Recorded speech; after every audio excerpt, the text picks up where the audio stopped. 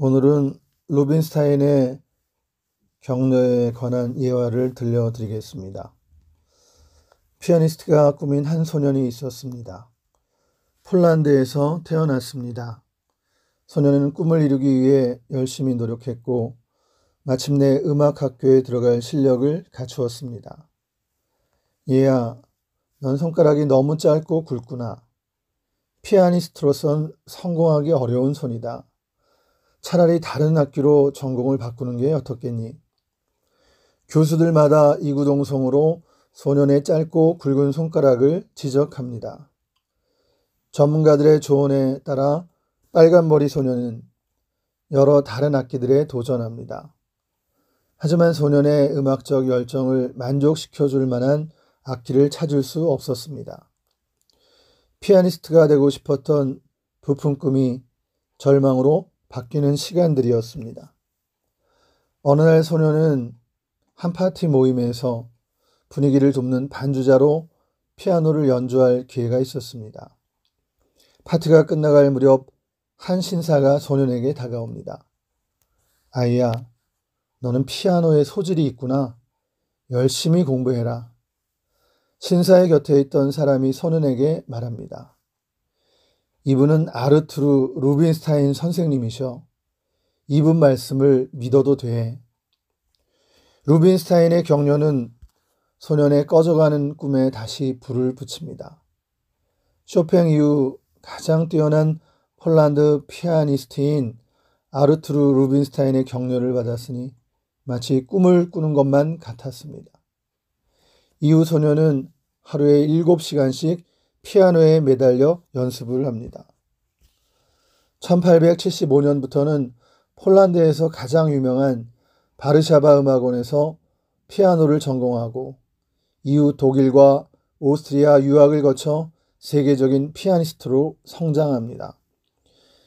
1909년에는 다시 폴란드로 컴백해 모교인 바르샤바 음악원의 원장을 역임합니다. 그의 이름은 이그나치안 파데레프스키입니다.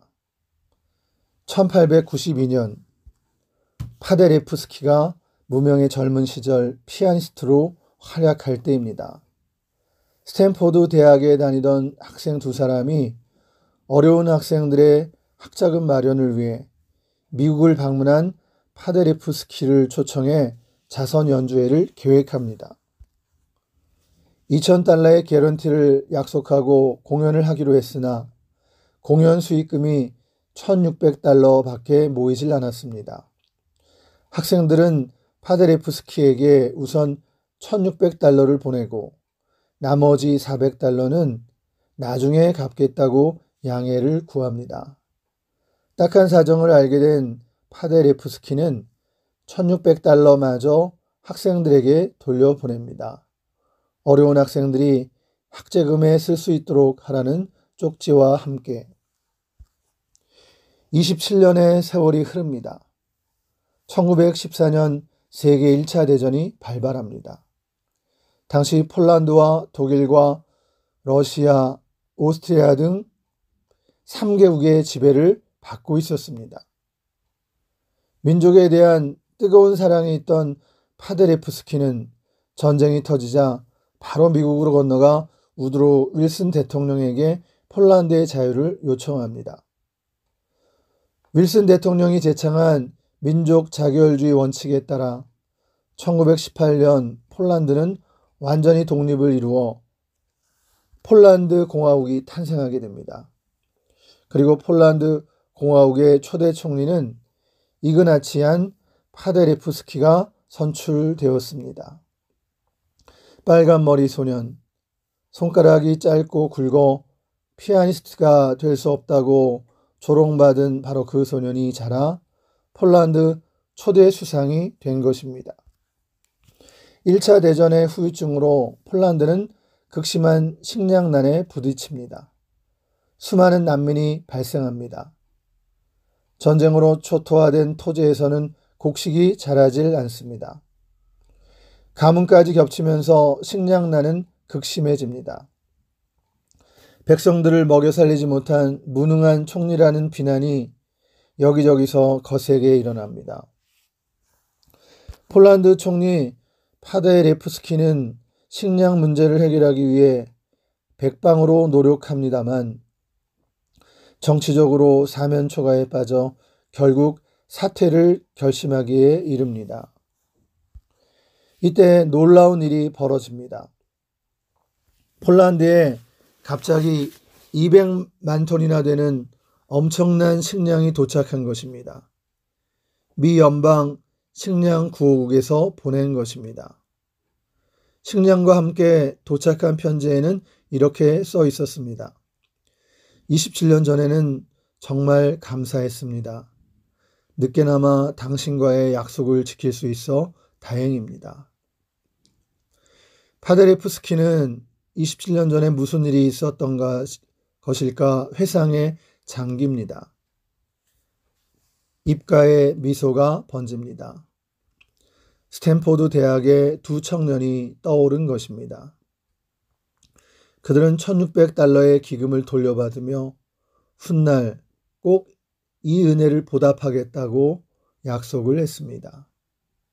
27년 만에 그 약속을 지킨 것입니다. 스탠퍼드 대학생 중 한 사람은 훗날 미국의 31대 대통령이 된 허버드 클라크 후보였습니다. 후보는 당시 미국의 연방식량구호국장이었습니다. 소년은 자라 청년이 되고 청년은 자라 어른이 됩니다. 언제까지나 빨간머리 소년으로 있을 것 같은 손가락이 짧고 굵었던 아이는 한 나라의 총리로 성장하고 폴란드를 굶주림에서 구출합니다. 학자금으로 곤란을 겪었던 대학생은 훗날 식량구호국장을 거쳐 위대한 지도자로 성장합니다. 아르투르 루빈스타인의 격려를 생각합니다. 그의 진지한 조언과 격려가 없었다면 과연 폴란드의 미래는 어땠을까요? 한쪽에는 손가락이 굵고 짧은 사실을 지적하며 아이의 장래를 가로막는 어른이 있었고 다른 한쪽에는 너는 피아노에 소질이 있구나 칭찬해주는 격려의 대가가 있었습니다. 우리가 인생을 살다 보면 스파크가 일어나는 만남이 있습니다.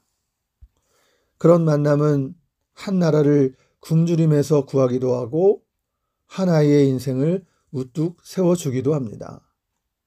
격려의 힘은 이토록 위대합니다. 오늘의 유머입니다. 지구가 기운 이유.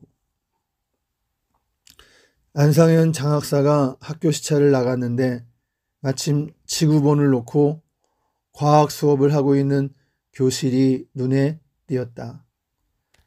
장학사가 교실로 들어가서 학생들에게 물었다. 반장, 지구본이 기울어져 있는 이유가 뭐지? 반장이 깜짝 놀라서 손을 내저으며 대답했다.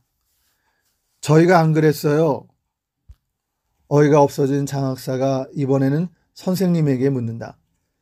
선생님이 직접 대답해 주시겠습니까? 선생님이 별일 아니라는 표정으로 대답했다. 아, 그거요? 처음에 사올 때부터 그랬어요. 화가 대단히 난 장학사가 지구본을 들고 교장실로 갔다. 교장 선생님, 이 지구본이 기울어진 이유를 아무도 모르더군요. 그러자 교장이 안타깝다는 듯 이렇게 말했다. 장학사님, 잘 아시다시피 중국산이 다 그렇죠 뭐.